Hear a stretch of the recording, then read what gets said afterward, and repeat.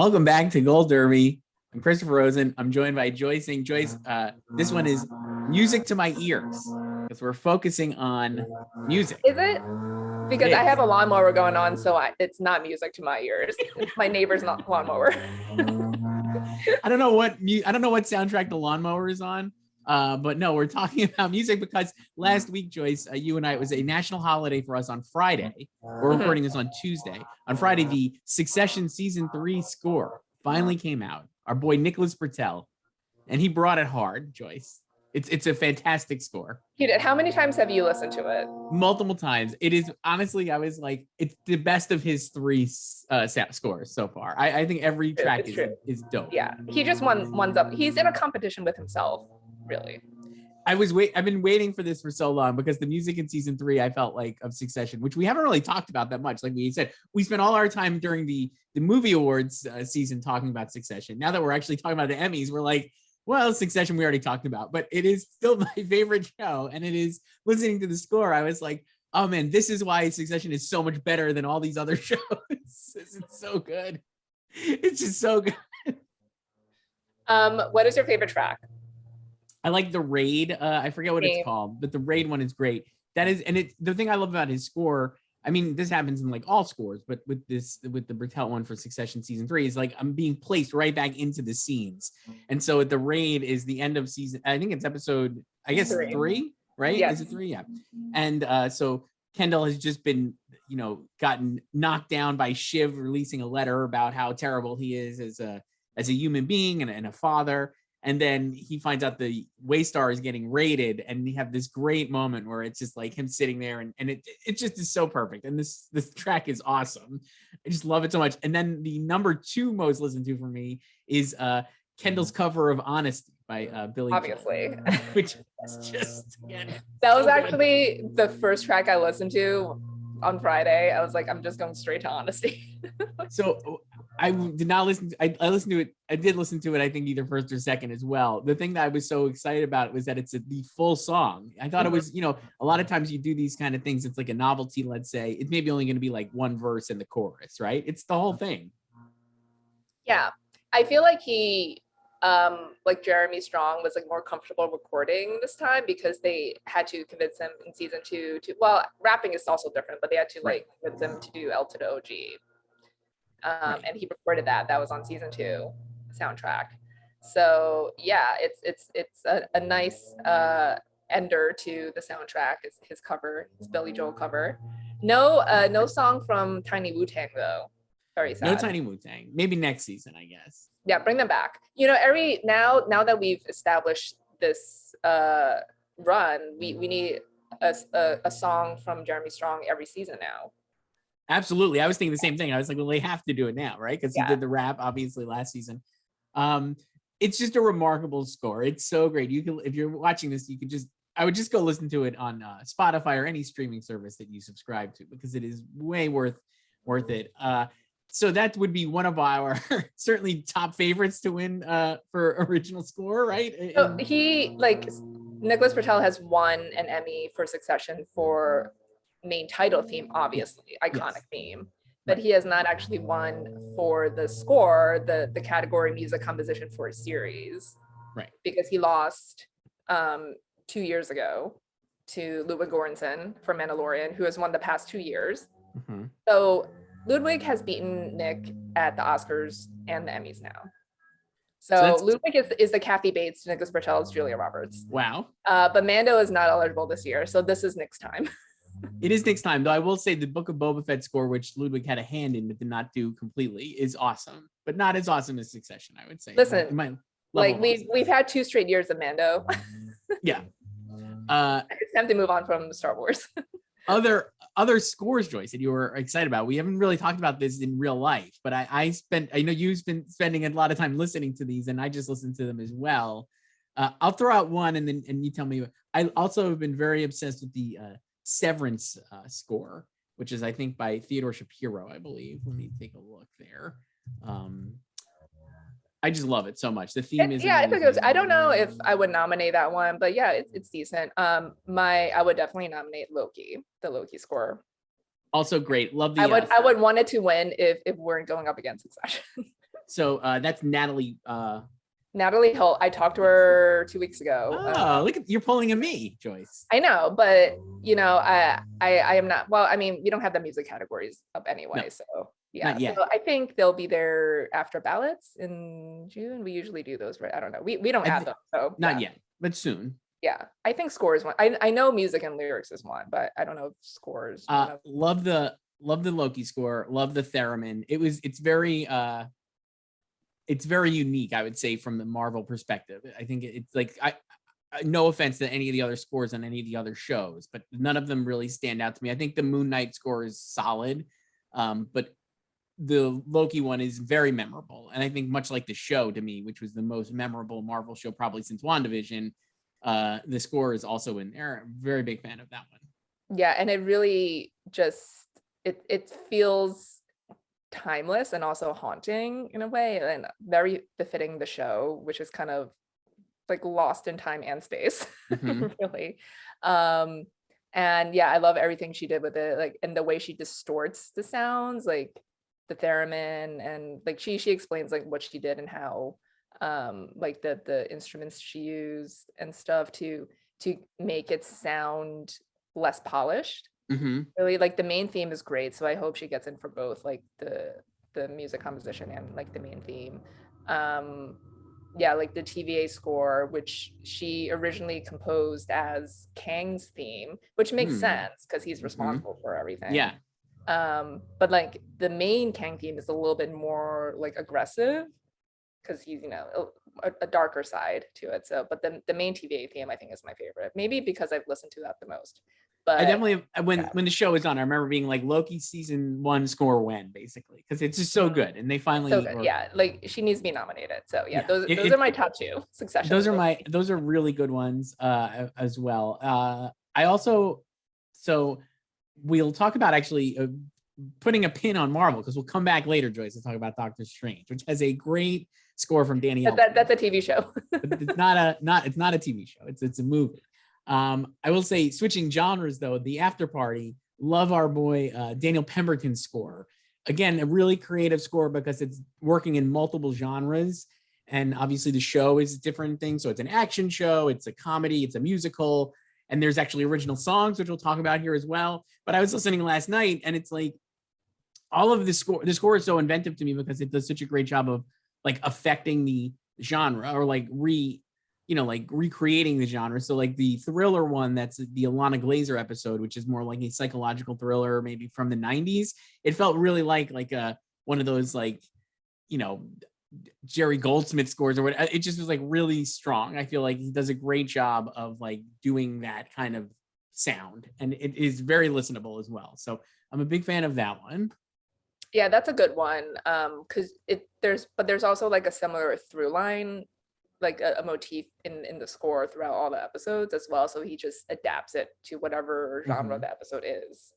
Yeah, a great theme. Love that theme as well. Another one I was very hot on was Euphoria's score. You would be. Great. Labyrinth does the music for it. There's a couple of original song options in that as well. It will be interesting to see what they submit for song. So they have a Zendaya song, and I think they have another song from, I forget the character's name, but there's another one in the finale. And then I think there's also a Lana Del Rey song. It's an original song. So there's a lot of different things. Dominic Fick had the song, Elliot's song from the finale of Euphoria. So there's a lot of music there.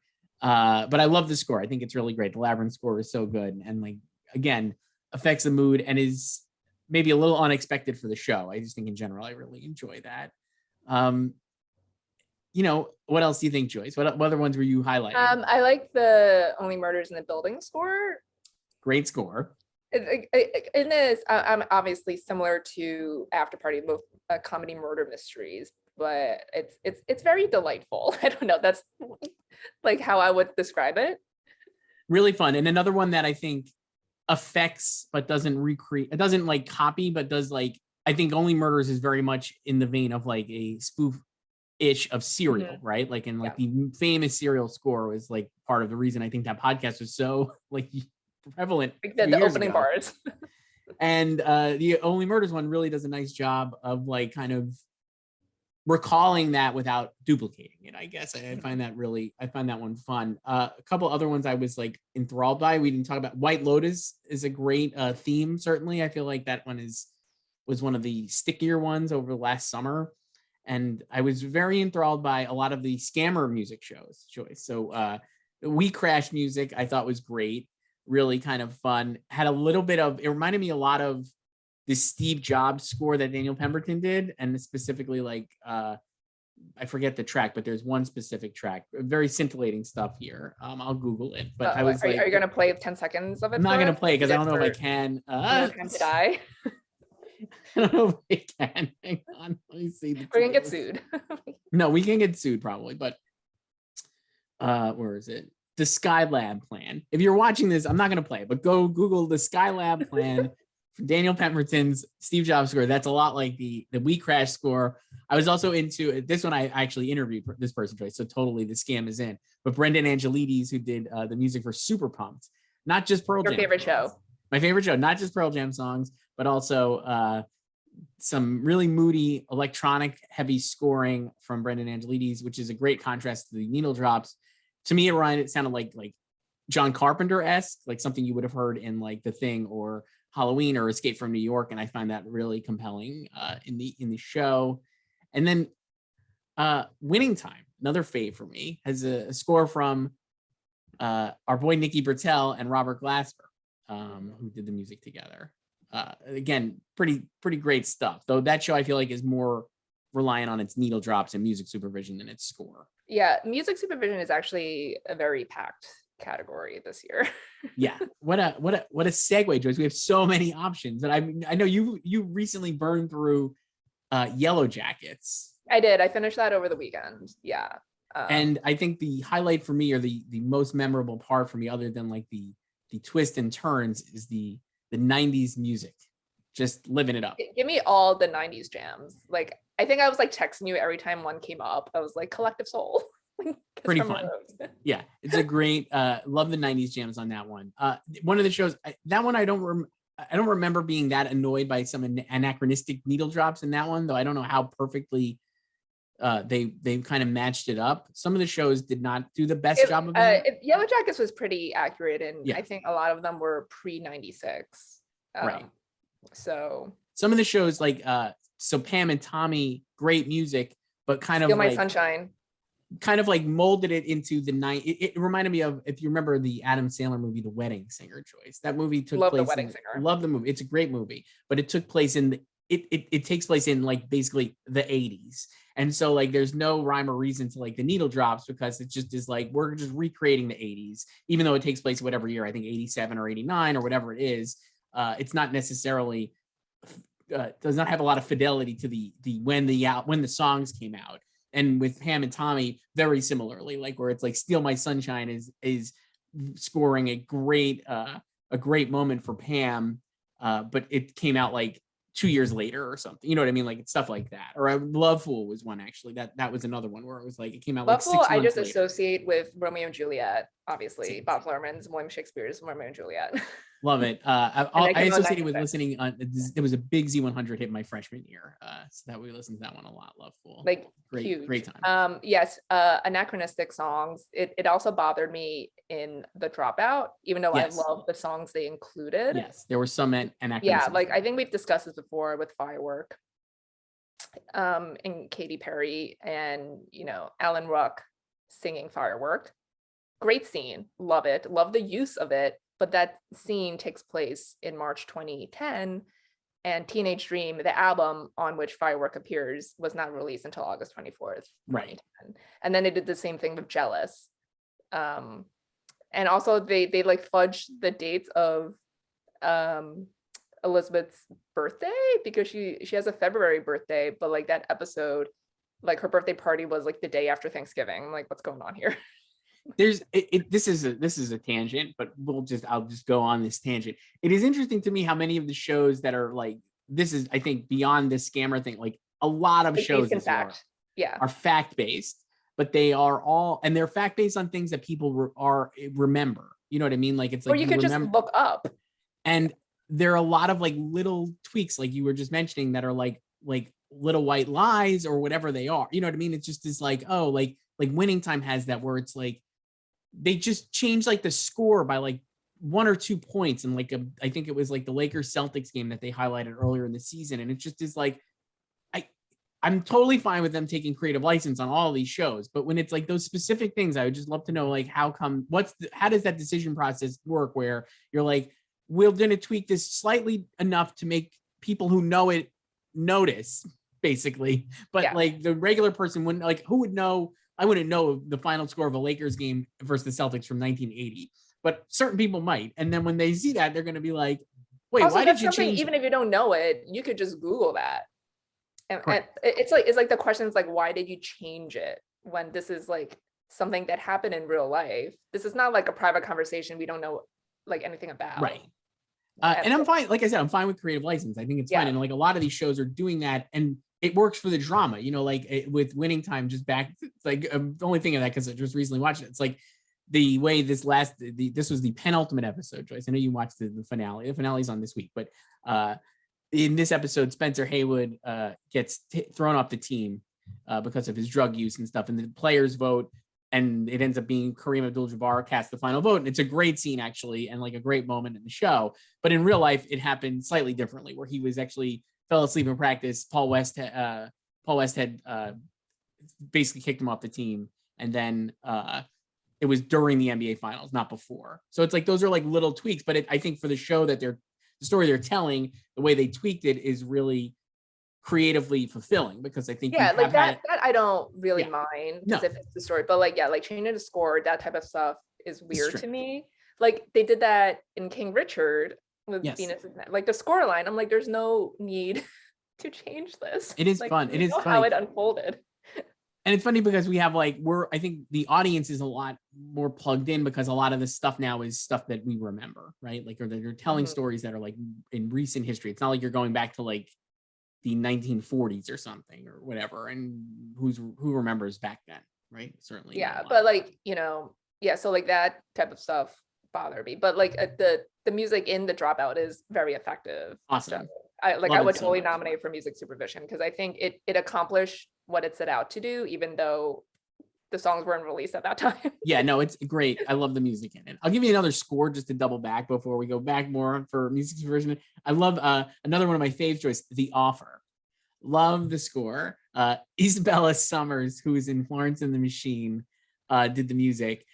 I'll say why. Here's why I love it, because you finished the whole show. I haven't finished the whole thing yet. So here's why I love it. The Godfather is obviously one of the greatest music scores of all time, instantly recognizable. And the show, I think there's a world where you could have that's a daunting task for a composer. They don't really recreate it all. They play the original Godfather music in it, but the music from the show or for the show is totally separate from that. And I find it's just really listenable, and like it's very fun, I think, for the show. And it's a good main theme. So just a plug for The Offer score. I don't know if it's gonna go far, but I enjoyed it. I thought Isabella Summers is really good. What other ones we got, Joyce? Music supervision wise? Music supervision. There are. I mean, you could even say We Crash with more Katy Perry. More Katy Perry, and a lot of like great, like, I feel like the We Crash ones are good because it's not a lot of like, it's not like a lot of pop hits, or it's not the obvious songs, let's say. You know what I mean? From the era. Well, I think speaking of pop hits, Bridgerton. Right. Bridgerton is great. Minx, I thought, was another good one with a lot of like 70s needle drops that were very effective. Yeah. At Atlanta does that, like Reservation Dogs. I'm assuming Stranger Things will do. So Stranger Things, I imagine the score also, and I think it's interesting that a lot of the Stranger Things score, like I said, is like you hear it in these other scores. I find, like, certainly Super Pumped, I thought was like of a piece, and Euphoria, I think, too. Yeah, Euphoria. So like Maisel has won this how many times? Multiple times. Let me see. Obviously, it wasn't last year. I May Destroy You won music supervision because Maisel wasn't around. Yeah. So Maisel. So this category started in 2017. Yeah. Big Little Lies won the first one. Deserved win. Great soundtrack. And then Maisel won 3 in a row, which, wow. Like great music supervision on that show, but I don't know if it needs to win 3. when Right. there are just a ton of shows with equally amazing music supervision. And it kind of feels lazy just to name check it. And then what won last year? No, last year wasn't eligible. Last year was I May Destroy You. Right. So, but it's back this year, obviously. So they No. could just go back to it. They could, I guess. I mean, I don't know. It's interesting that it's like outside of Maisel, the other two are very contemporary soundtracks. So you don't really know what is actually gonna. Well, they could gonna just pop. nominate former nominees again, because so last year was a lot of so last year was WandaVision, Queen's Gambit, Lovecraft, Halston, and The Crown, which are not back, and I May Destroy You is obviously. So last year only Bridgerton can return, but then 2 years ago we had Maisel, Better Call Saul, which is back, Euphoria, which is back, Insecure, which is back, Killing Eve, which is back, Stranger Things, which is back, and Watchmen, which is not back. So they could just nominate 2010 with, like, probably- one additional nominee. I could see them doing that, honestly, for a lot of these. I was just thinking of one too that was good. Oh, Winning Time, the music supervision, I think is again another when you're like loading up on like 80s and 70s hits. It's a good nostalgia play. We're every week Yeah.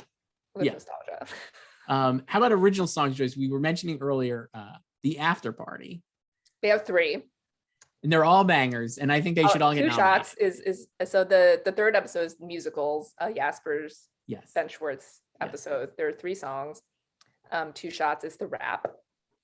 Yes. Yeah, Sure Whatever is like the pop punk earworm. And then Three Dots from Stardom is like the sad ballad, but also the most relatable. Very sad. And I gotta say, like, so Afterparty spoilers here, if you haven't watched, the show's been out for months. Yeah, go away and then come back. it still kind of breaks my heart that Jasper is the killer. And I was like, Ben Schwartz is so engaging. And I think the trick of the show is that his episode is so winning and he's so charming in these songs that you're kind of thrown off the scent a little bit because you're like, well, this guy, I like this guy too much. He can't have done it. And then he ends up. It also makes sense at the end when. Totally makes sense. Yeah. The songs are awesome. All 3 of them are fabulous. I love Yeah Sure Whatever the most. I think it's actually like the greatest song. Plus incredible I think it's the catchiest. Definitely the catchiest, incredible choreography. So I'm weighing on that. Three Dots is a lot of fun. All of those are great Ben Schwartz performances. I just think they're so good. He's so good in these songs and singing the songs. I don't know. We're basically saying like nominate him for these songs, but no, the songs, I don't know if they'll submit all 3. What do you think? I mean, I think Yeah Sure Whatever is probably like the breakout. Maybe Two Shots. I love all of them for different reasons. So like Two Shots reminds me of like Pop Star Never Stop Stopping. Sounds like a song that you would maybe hear there. It's a great song. A little bit of like a Lonely Island vibe to it, to me, I guess. It did sound I mean, Two Shots is like a pastiche of My Shot and Lose Herself. Right. But like through like a lonely, it sounded like Lonely Island to me. And then Yeah Sure Whatever is it's that like pop punk jam. They could submit all 3. I don't know. I mean, last year Agatha All Along won. So do we have any like that this year? Like a breakout hit like that? No, not really. I mean, we have Hawkeye with Save the City, which did not break out the same way, but also another deserving nominee. I think it can get in. Definitely did not break out like Agatha All Along, but no, it deserved more love. And also that was co-written by Mark Shaman, who got in last year for a song from Soundtrack of Our Lives. And he wrote Save the City from Hawkeye. So there's an original song, Joyce, in Winning Time, it looks like, in the finale that Nicholas Britell has a co-writing credit on as well. I haven't watched it yet, but I saw that yesterday. Yeah, I don't. This shows how memorable it was to me because I watched the finale. Well, it could get him a second Emmy nomination, I guess. We'll see. I'm trying to think what other original songs. We didn't mention The Flight Attendant. That music is great. I think the score is good, and obviously like a lot of good. And he won for theme last year. This Is Us has that super sad Mandy Moore song from last week, or right? weeks ago. that's co-written by her husband, Mm-hmm. Taylor Goldsmith. And there's that, well, this is like main title theme, but like that Imagine Dragons song from Arcane that's like Mm-hmm. its main title, that's like a hit. How about you were mentioning earlier for an original song, the Saturday Night Live Squid Game song?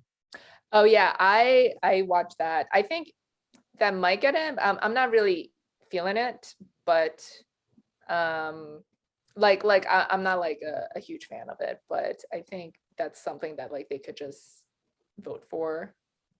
That was from, I think, like October or something.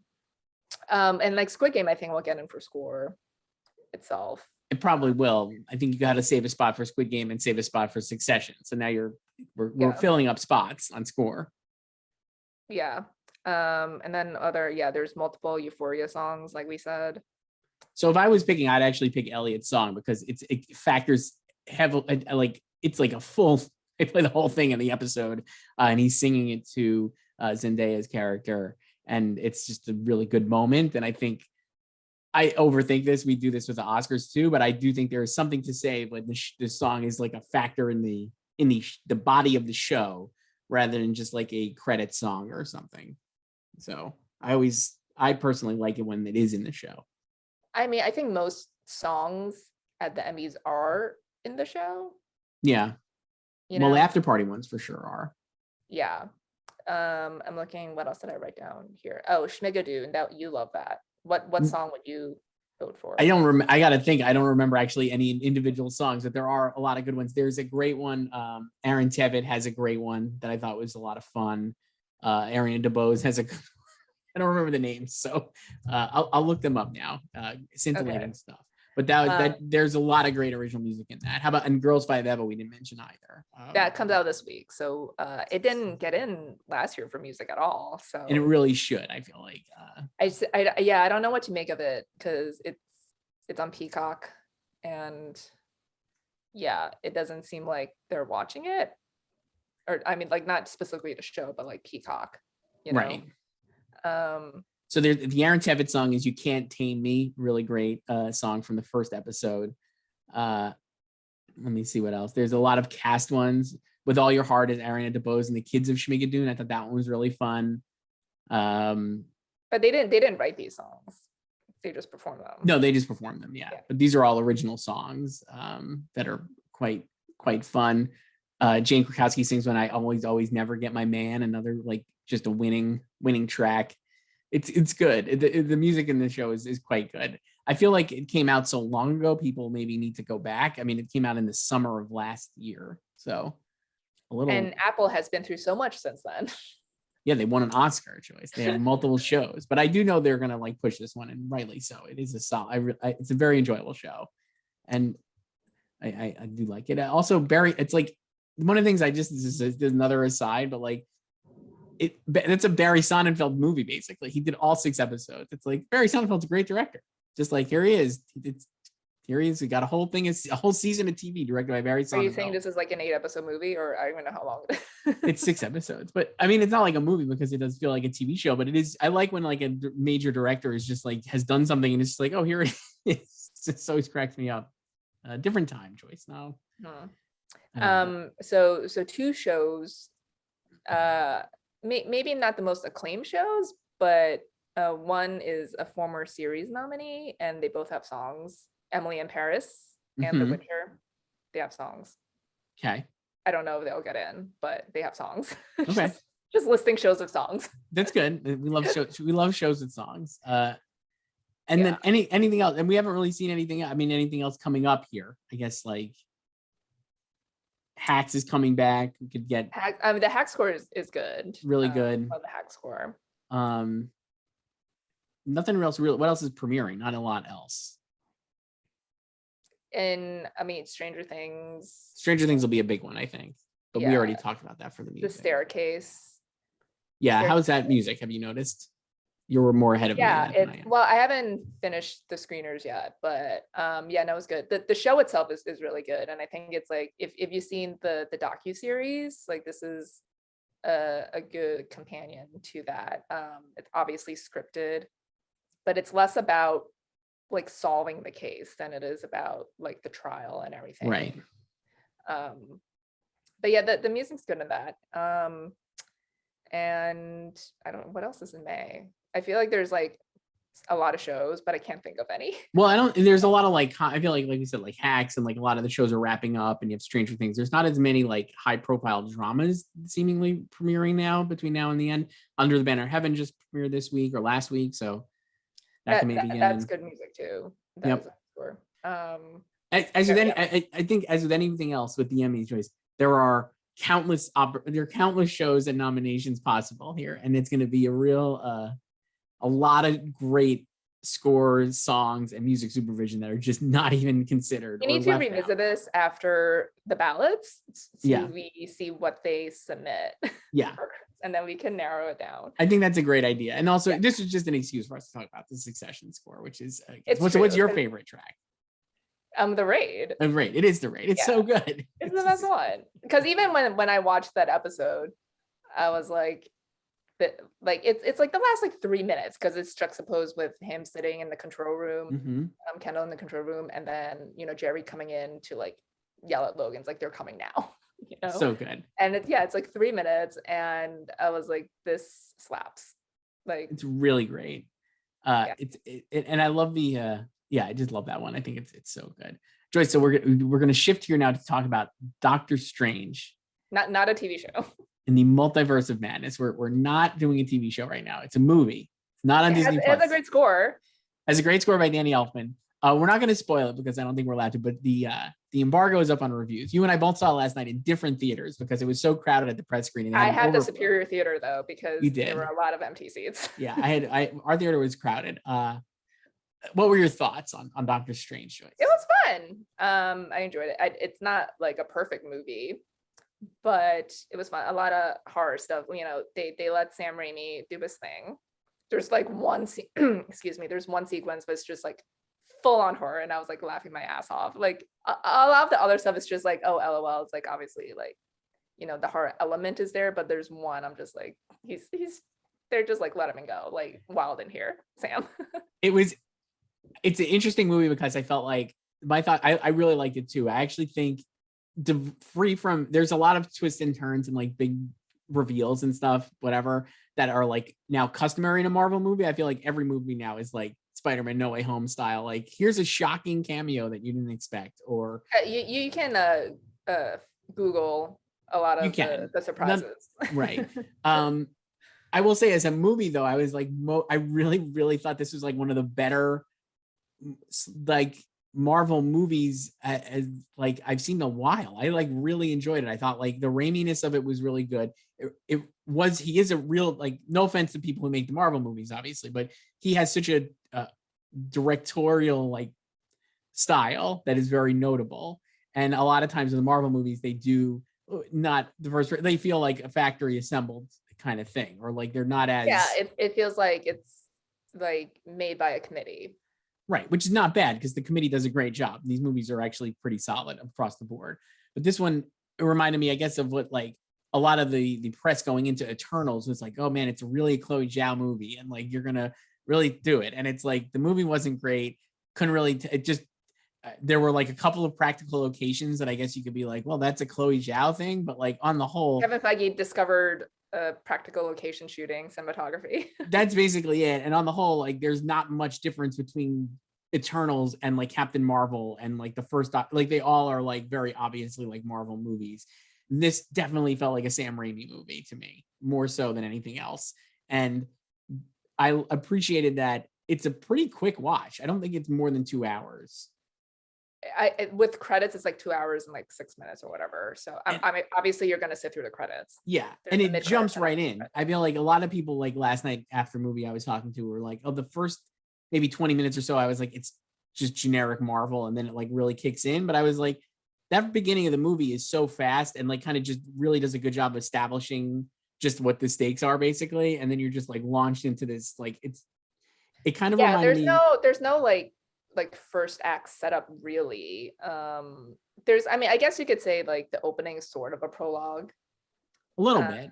Yeah. But it reminded me of, to me, like because I also saw people being like you mentioned, like there are horror elements. It is definitely the most PG-13 Marvel movie, I think. Like there's a lot of violence. I don't think it's scary though. It's not scary at all, but it's like violent though in a cartoon way, but definitely violent in like a funny way, I would say. And it reminded me of like the whole thing reminded me of like Indiana Jones and the Temple of Doom, because that was like a PG-13 movie that was like pushing the Indiana Jones franchise to the edge, made for kids, but like kids who were seeing it were like, oh, this is pretty intense, right? Certainly, like I was like, it was an intense movie. And similarly to Indiana Jones, there's not a lot of like, the setup is basically like, here's Indiana Jones, we're going to send him on an adventure. And this felt like Doctor Strange similarly, like was like, it's connected to the previous movies. And like they mentioned, obviously Spider-Man, and they obviously WandaVision factors heavily into the plot, but mostly it's just is like, here's like a one-off like movie about Doctor Strange on an adventure. And it's really fun. It just really works. Yeah, it's fun. And it's fitting that we're talking about this today, May 3rd, the 20th anniversary of the first Spider-Man. Yeah. It felt like, I mean, it did feel like way more like this Raimi Spider-Man movies than like a Marvel movie. Yeah. And I also, in like their canon universe, I was like that their New York City feels like a Spider-Man New York City, like a Sam Raimi Spider-Man New York City. It felt a lot like that. I would say like performance-wise, Benedict Cumberbatch is hilarious. I think this is really, so I didn't like the first Doctor Strange at all. I think it's like one of the least successful Marvel movies. Wow, along with, you liked it or no? I mean, it's not like my favorite, but I liked it. And my friends and I say Dormammu to each other all the time. I thought Dormammu, I've come to bargain. Okay, that part's pretty fine, but I felt like I just didn't like the movie that much. And I thought the character worked better in Avengers Endgame and that's true. Yeah. The other movies. One, I feel like he's more settled and they know how to write him. Yeah. It kind of feels like what happened with Thor on like a lower level. Yes, exactly. They realize they have to stop making Thor like Shakespearean, and like Chris Hemsworth is actually funny and hilarious and he should be doing more comedy. It kind of feels like that with Benedict a little, but I think like Elizabeth Olsen was the MVP. She was just on fire. She was great. A really tricky performance. Can't really talk about it, but you obviously, if you're watching, you know that they meet people in the multiverse. There, there's obviously other versions of these characters out there. She's awesome in it as well. It really kind of paid off the WandaVision stuff. And I was saying, I think I texted you, I'm like, too bad this wasn't last year, because this would have been a great Emmy reel for her to have out to win Best Actress in a Limited Series, or at least compete against Kate and Anya Taylor-Joy, because she's great in this. Yeah, she's great. I feel like I don't know if they'll ever like award a Marvel performance at the Emmys, but that's a different story. No, but yeah, no, she's really it's like it's like her WandaVision performance, but obviously she became Scarlet Witch at the end, so it's more sinister in a way, but you also understand what she's trying to do. And some of her line readings are really funny, even though it's like played serious. But like she knew what she was doing.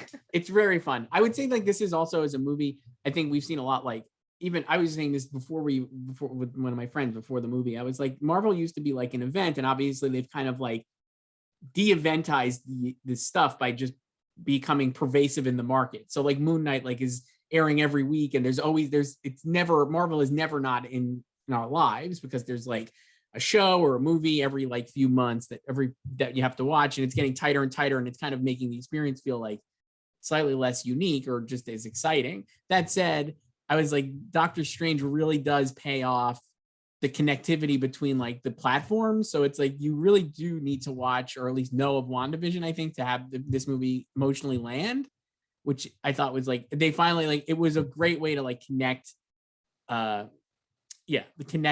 like the TV to the movies. And I'll be curious to see like when we do a Thor 4 Love and Thunder later this year, how they like, do they like weave in Loki stuff in that, even though obviously Loki is connected to Doctor Strange because they opened the multiverse. True, but it's also, I think you can connect him to Thor. I don't know, we'll see. But I was just like, well, when I talked to Tom Hiddleston, not to gloat about that one, and I brought up the Thor trailer, and he just said that Loki has the range, and he could be in the movie as Matt Damon, which we know he's in there because we've seen photos from the set, or Alligator Loki, or Richard E. Grant. Right. So yeah, no, I really like that. The other person I was really great with, and I'm gonna butcher her name. I want to say it's Octil Gomez. Oh, it's Zoshi. Zoshi Gomez. Yeah. Wonderful performance. So she plays America Chavez, who's a multiverse hopping character. I don't really know much about these Marvel characters, Joyce, outside of the movies, but obviously like pretty thing. She was great on Babysitter's Club the first season. I loved her on that, and just great. I thought really well matched with Cumberbatch. Not a precocious child actor type. It felt like very realistic performance and very entertaining character. And I thought all of that worked really well. I really enjoyed her presence in the movie. Yeah, she felt like very organic and she fit in right away. And like, you know, like what you were saying before, like they just like get into it. Like there's no like weird, awkward banter really. Like they kind of get through that pretty quickly after like a battle. But there's nothing like he doesn't like there's no sort of like slightly like annoyed like antagonism like from Strange to her or anything. You know how he's like annoyed with like Peter Parker. Yeah, there's like none of that. Well, you know what's funny is I feel like so that's maybe the thing I like about like they found the sweet spot with the character. So like Doctor Strange movie, I think he's a jerk, right? And like kind of like they position him as like the jerk Tony Stark type. And then in Avengers Infinity War, he's a jerk also, but it's funny because like the byplay between him, Downey, and Tom Holland is really good. But then in Spider-Man and stuff, they figured out a way to like soften him a little to be more annoyed than like a jerk, I feel like, and that you get in this movie. I feel like he's more annoyed. Did the spell, so right. I feel like he's more annoyed. I don't know. I thought this was like a good calibration of the Strange character. Should he win an Oscar for this? Are you happy he didn't win for Power of the Dog, so he can win an Oscar for Doctor Strange? He shouldn't win an Oscar for Doctor Strange, but I did say to a couple of people, I was like, he's better in this than he is in Power of the Dog. He gets to do a lot in here. He really does, and it's just like I think it just pays off what he's really. You know, Power of the Dog was a great performance because it's like not what you would expect from Benedict Cumberbatch, right? Like, I mean, I think like if you have like he's like going against type or whatever in that performance, and this is much more comfortably in his wheelhouse. But he's so good at this type of material that I found it like really compelling because he gets to be like very, very dry and funny, and also like kind of has a little bit of an emotional heft behind it, so it's not all quips. But he is so good at that, and I think he really nails it. Yeah, well, I mean, there's also other versions of Strange. Yeah, that's in the trailers. We can say that there are other versions of Strange that he delights in playing. And again, I was like, this is a boom time for Marvel having actors play multiple parts. So we're seeing that with Oscar Isaac on Moon Knight right now, where he's doing 2 at least characters at once. And I was like, oh, that he's really great. And I was like, Benedict really does a good job. There's a part, this is not really a spoiler again, because I think it's in the trailer, but there's a part where he comes face to face with another dimensional being of himself, right? Like towards the back half of the movie. And I was like, oh, he's really kind of, you know, they feel different. The flavors of Strange feel different here. And I thought that was pretty impressive. Well, he's an actor. And he is an actor. Yeah.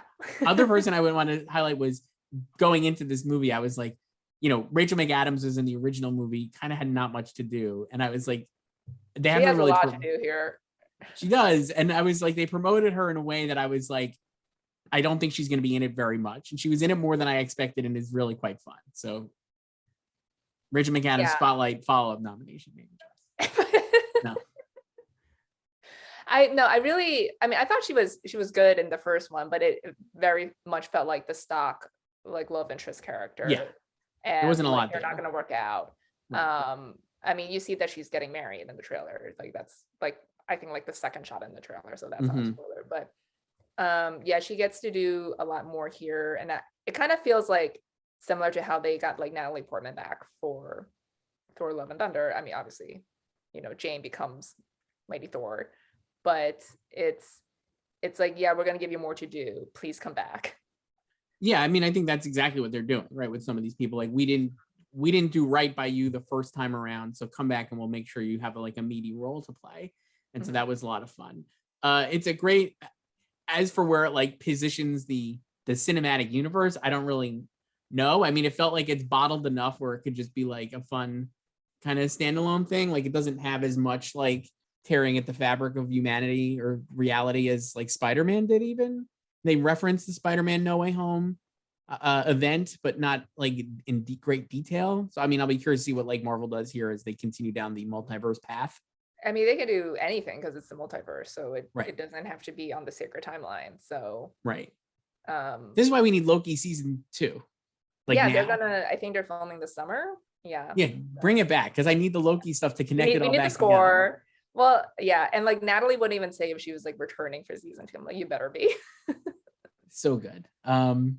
Yeah, that's it. Anything else on Doctor Strange before we wrap Doctor up? Strange or music. Doctor Strange music we could say is great. Like we said, Daniel. Doctor Strange music is great. The makeup is great. So makeup nom next year for Doctor Strange. So I would say if we're looking at Oscar noms next year, certainly Best Picture. No, makeup I think would be good. Score and special effects. It's funny. At one point I was like, again, sometimes the Marvel effects just aren't what you want, I would say. Yes, but then Black Widow is called to mind for sure. And then this one, I was like, in the beginning, I was like a little iffy on it, but then it really kind of pays off at the end. I think there's a lot of cool effects. So I think it will definitely be in the conversation in visual effects. So there are multiple Marvel movies this year. It'll make the short list, and then we'll see. Yeah. And the score, I think, should be, I don't know if the score would make the short list because there's probably 100 movies coming out between now and then that will have amazing scores. Or more serious movies. Yeah, but I did really enjoy the Danny Elfman score. I thought it was quite fun and great cinematography by John Matheson, who I think won at least one Oscar. Let me see. I think he won for Gladiator. Let me see. Yeah, because it's